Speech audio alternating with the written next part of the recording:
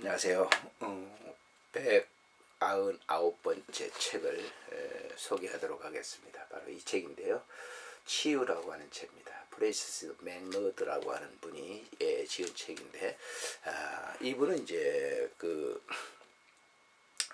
미국 하버드 대학에서 학사학위를, 그리고 미국 캐톨릭 대학에서 석사학위를 받고, 그리고 아키나스 신학원에서 박사학위를 받았습니다. 5년 동안 설교학 교수로 있었지만 지금은 치유사역에만 전념을 하고 있는 분입니다.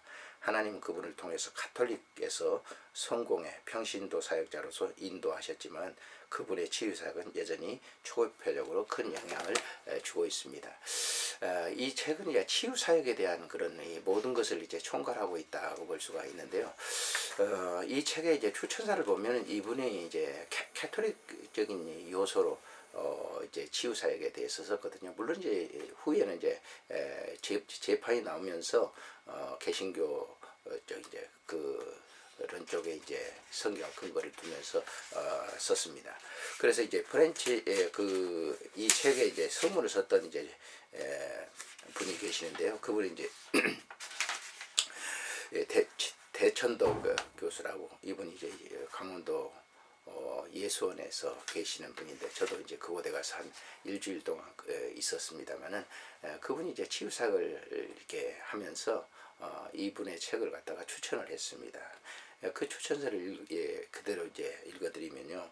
프랜시스 맥너드 신부께서 아그네스 샘 포드 여사와 도이 타이슨 목사님의 치유 사역을 처음으로 알게 되었을 때 그는 로마 카톨릭의 사제로서 있었습니다.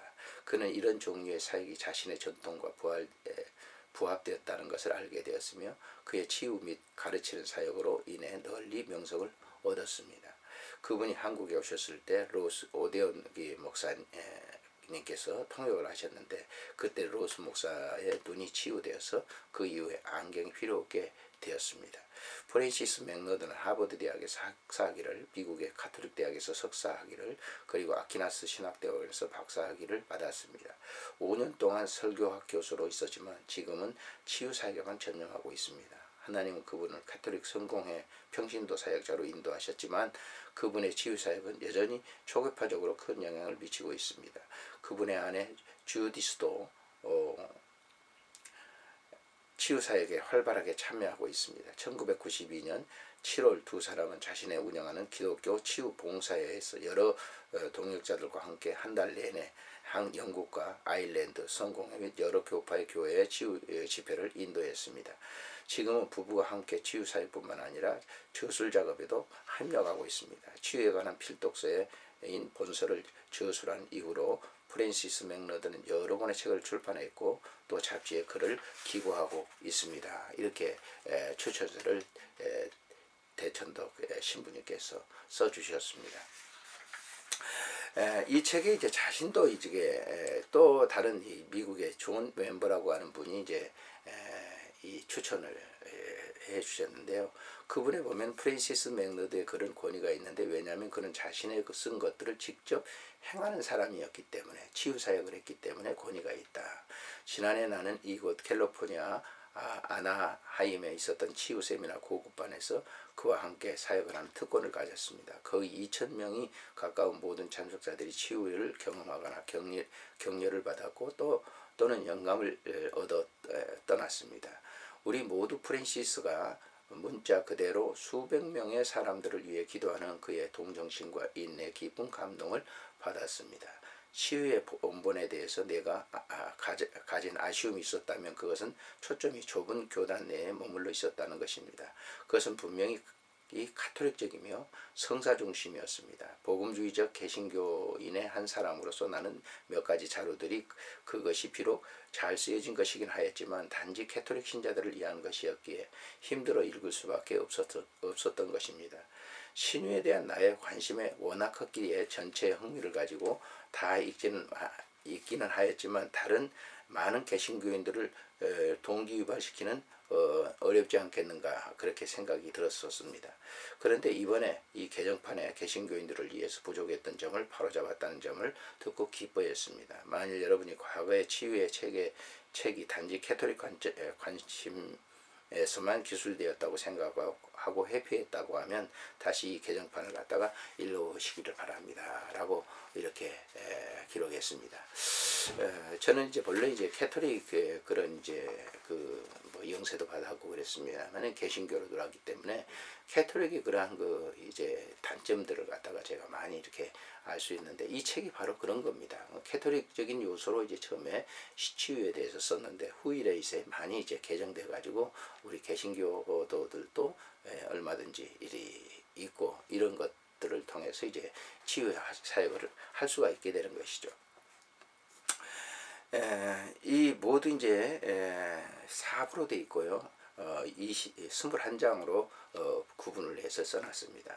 제1부에서는 치유사역과 그 심층적인 의미의 중요성, 치유는 지금 일어나고 있는가, 2장에서는 치유에 대한 우리의 편견들, 제3장에서는 기독교 근본 메시지, 예수께서 구원하신다, 제4장에는 온전한 것이 거룩한 것이다, 제5장에서는 날마다 제 십자가를 지고 가게 하라, 제6장에서는 기적들은 일종의 증거에 불과한가, 제7장에서는 하나님은 사랑이시라. 그래, 이런 이 모든 그 치유사역의 근본적인 것은 예수 그리스도 하나님의 사랑으로부터 시작되어야 된다라고 하는 것이 초점입니다.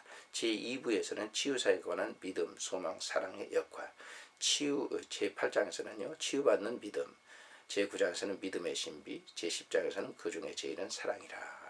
역시 여기 또 치유는 믿음이 근본이 되어야 된다. 이 믿음이라고 하는 것은 자기 믿음이 아니라 자기의 어떤 그 강한 의지의 믿음이 아니라 하나님이 주신 그 믿음으로 시작을 해야 된다라고 하는 것이죠. 제3부에서는 치유의 4가지의 유형과 기도하는 방법이 소개되고 있습니다. 11장에 치유의 4가지 유형, 12장에 제3을 통한 치유, 13장에는 내적 치유와 상한 감정의 치유, 14장에는 육체적인 질병의 치유를 위한 기도, 제15장에서는 귀신 들린 사람의 치유, 귀신 축출과 축사, 제16장에서는 기억의 치유, 플로트의 부인의 간증이 실려 있습니다. 이 치유하는 것도 겉에 있는 병을 갖다 고치기 위한 것보다는 내적인 그런 심령의 치유를 이렇게 했을 때, 치유가 됐을 때 외적인 질병들은 고쳐진다라고 하는 것이죠. 왜냐하면 우리의 육체라고 하는 것은 이 내적인 그러한 이 마음에서부터 마음이 조절을 하고 있기 때문에 그렇다라고. 저도 이렇게 이제 호스피스 사역을 하면서 환자들을 위해서 늘 제가 기도를 해주는데 다른 기도를 드리지 않습니다.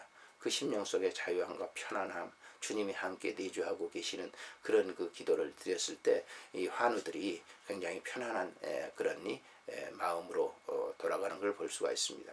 사실 이제 호스피스 병동에 오신 분들은 거의 이제 시한부 인생을 살고 있거든요. 그렇기 때문에 죽음이라고 하는 걸 굉장히 두려워합니다. 근데 심령 속에 안정을 가져오게 되면 그것이 치유가 되는 그런 이 역사를 우리가 현장에서 많이 볼 수가 있었습니다. 네 번째는 제4부에서는 특별히 고려해야 될 점이 뭐냐. 17장에서는 질병의 원인 분별에 따른 치유, 18장에는 기도해도 치유되지 않는 11가지 이유에 대해서, 19장에서는 현대의학의 치유, 제20장에서는 병자의 기름을 바르는 관습, 제21장에는 치유에 관련되어 자주 제기되는 질문들에 대해서 이제 우리가 치유 사역을 하는 분들에게 있어서 기도를 하고 그분들을 안수를 해주고 이런 이 과정 속에서 보면은 병이 고쳐지지 않았을 때 오히려 자기가 낙심을 하는 그런 경우도 봅니다. 그래서 그런 경우들을 보게 되면 모두 이제 자기 의지적인 것으로 내가 지금 병을 고쳐주겠다라고 하는 그런 생각이 강한 사람들이죠. 그러나 치유라고 하는 것은 바로 하나님께서 하시는 것이죠. 우리는 그의 도구라고 하는 것을 우리가 알아야 되는 것이죠. 그래서 그런 점들을 여기서 지금 이렇게 얘기를 합니다. 사실 현대의학이라고 하는 것들이 이제 질병을 정해서 이제 이렇게 알려주고 환자들에게 당신 어떤 병이라는 것을 이렇게 해줍니다만은 그건 완벽한 건 아닙니다. 사실. 우리가 이 세균적인 것은 이제 세균으로 들어오는 그런 어떤 질병들은 현대의학으로서 규명이 되지만 그렇지 않고 영적으로 오는 그런 병들이 너무 많지죠. 정신분열이라든지 이런 것들은 다 영적으로 오는 것들이죠. 그런 것들을 치유하는 그런 이 방법에 대해서 얘기를 해주고 있는 것이죠. 그래서 치유사역하는 분들 중에서 종종 보면은 이 현대의학에 대해서 아주 배제해버린 분들이 있는데 그것도 위험스러운 거예요. 그러니까 이런 면들을 이렇게 이 책에서 잘 다루고 있습니다.